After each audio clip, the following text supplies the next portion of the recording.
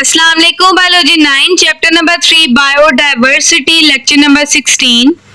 आज का जो हमारा टॉपिक है उसका नेम है steps for the conservation of biodiversity, कि हम बायोडाइवर्सिटी को किन किन मराहिल से गुजर कर, किन किन स्टेप से गुजर कर कंजर्व करते हैं। हमारे पास यहाँ पे कंजर्व का मतलब है हिफाजत करना। जैसे कि हमने पिछले टॉपिक्स में पढ़ा है कि हमारे पास जो हमारी बायोडाइवर्सिटी है इसको बहुत ही मसाइल का ये शिकार है, ये बहुत ज़्यादा कम हो रही है with the passage of time due to the activity of human beings. हमारे पास जानदारों की, इंसानों की सरगर्मियों की वजह से हमारे पास जो बायोडाइवर्सिटी है उसमें कमी आ रही है। इसकी मिसाल इस तरह से है कि अगर कोई हमारे पास हिरन है, उसका शिकार जो इंसान है वो ज़रूरत से ज़्यादा करते हैं, तो हमारे पास जो हिरन की तादाद है वो कम होती जाती है। तो हमने इस टॉपिक में पढ़ना है कि हम कैसे एक बायोडाइवर्सिटी को कंजर्व कर सकते हैं, हम कैसे बायोडाइवर्सिटी को महफूज कर सकते हैं कि वो मज़ीद कम ना हो, या ऐसे स्पीशी जो कि बिल्कुल चंद रह चुकी हैं इस दुनिया में, उनको मज़ीद वो जो रह गई हैं उनको ख़त्म होने से हम कैसे बचा सकते हैं, हमने इस टॉपिक में पढ़ना है। हमारे पास बच्चे इस टॉपिक में हमारे पास दुनिया की गवर्नमेंट्स मिल करना पॉलिसीज़ बनाती हैं। जो पॉलिसीज़ मेकर होते हैं वो हमारे पास पॉलिसीज़ क्रिएट करते हैं, रूल्स बनाते हैं, ताकि उन रूल्स को मद्देनज़र रखते हुए हम किसी भी चीज़ को इस्तेमाल में लाएं। जैसे कि हमारे पास यहाँ पे एक गेम चलता है जिसमें मुख्तलिफ ममालिक के या मुख्तलिफ शहरों के जानदार लाए जाते हैं और उनको आपस में लड़ाया जाता है और फिर देखा जाता है जो कि जीतता है उसको प्राइज दिए जाते हैं। तो ये हमारे पास जो बायोडाइवर्सिटी है ना उसको महफूज करने के तरीके के लिहाज से हमारे पास जो पॉलिसीज मेकर है ना, जो कि रूल्स बनाते हैं, उन्होंने इस गेम पर अब बैन कर दिया है कि हमारे पास ऐसी स्पीशीज जिनकी तादाद है ही कम इस दुनिया में, वो मज़ीद कम ना हो, उसको हमने प्रिवेंट करना है, बचाना है ताकि वो शिकार ना हो सके। और इसमें ये जो टॉपिक है हमारे पास ये इतना इम्पोर्टेंट नहीं है, ये एज ए एमसीक्यूज की और मजीद सिर्फ एक दफ़ा रीड आउट करने की बात है।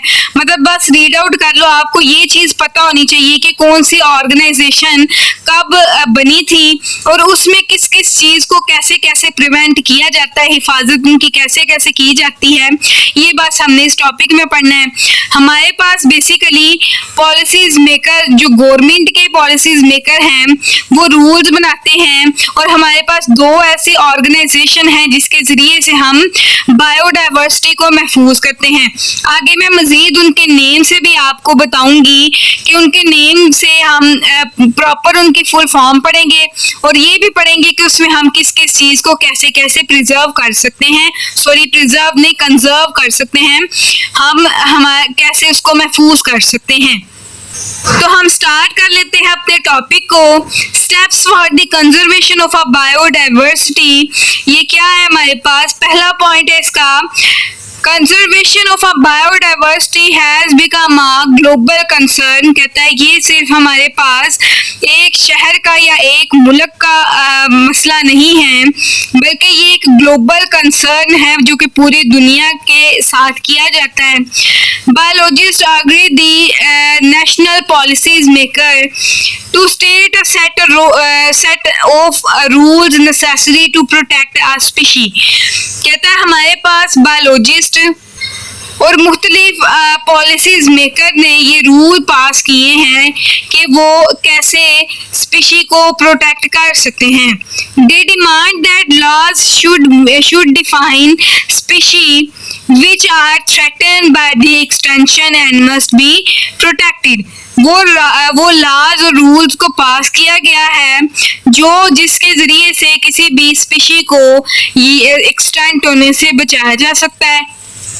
तो हमारे पास दो तरह की ऑर्गेनाइजेशन है जो कि मुख्तलिफ ममालिक के जो पॉलिसीज मेकर हैं उन्होंने इनके ज़रिए से स्पीशीज़ को प्रोटेक्ट किया है, कंजर्व किया है। पहली है हमारे पास IUCN। IUCN की फुल फॉर्म है हमारे पास the conservation of a nature and natural resources. ये हमारे पास इसकी जो है फुल फॉर्म है और इसमें ना सिर्फ नेचर को प्रोटेक्ट किया जाता है बल्कि नेचुरल रिसोर्सेज को भी क्या किया जाता है, प्रोटेक्ट किया जाता है। उसके बाद जो हमारे पास दूसरी है वो है WWFP। इसकी हमारे पास जो फुल फॉर्म है वो है the world wild life fund Pakistan. ये इसकी फुल फॉर्म है जिसके जरिए से बायोडाइवर्सिटी को महफूज किया जाता है। The IUCN has prepared the first red list of the endangered species and a threatened species।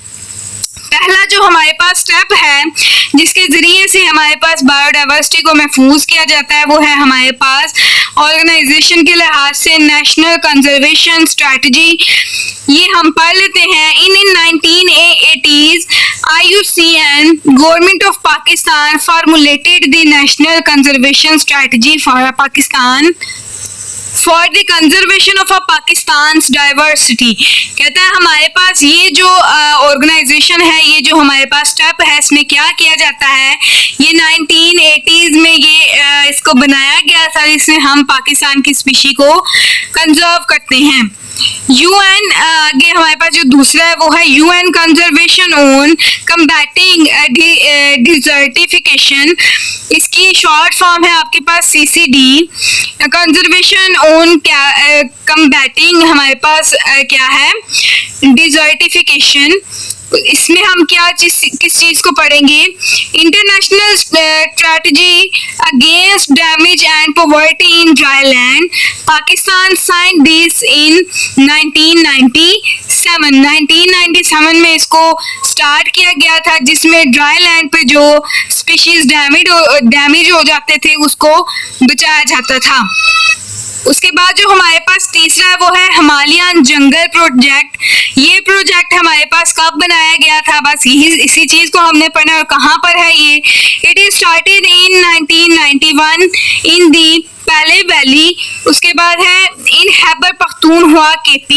It aim that at protecting one of the richest area of biodiversity in Pakistan. कहते हैं ये हमारे पास रिचेस्ट एरिया था जिसमें biodiversity को महफूज किया जाता है और ये 1991 में बना था। उसके बाद जो अगला है हमारे पास वो है conservation of biodiversity of Suleman range.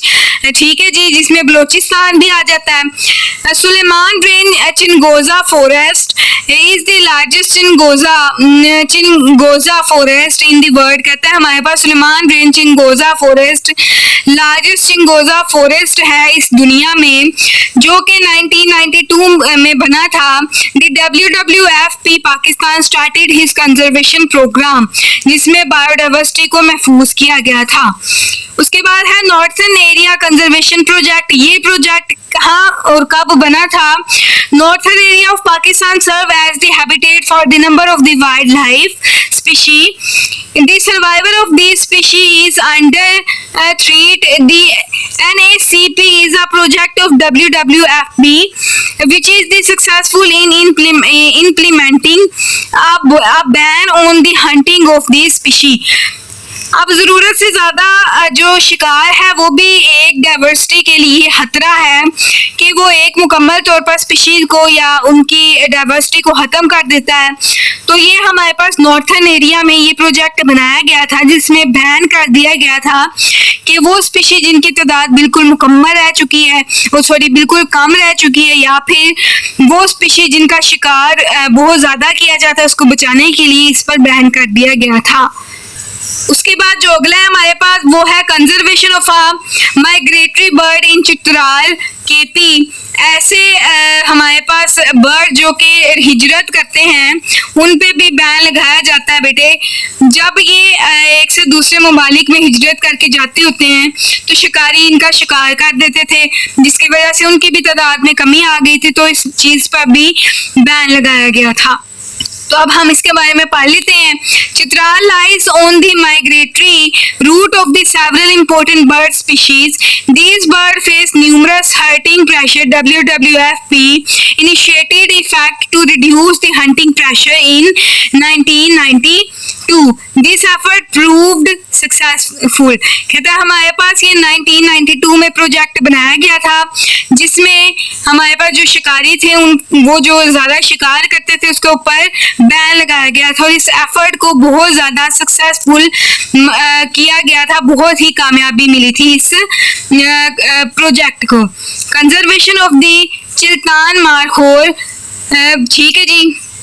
हैजरगंजी Pakistan, Hazarganji National Park is located close to Quetta and it is the only remaining habitat of the Chiltan Markhor in the country.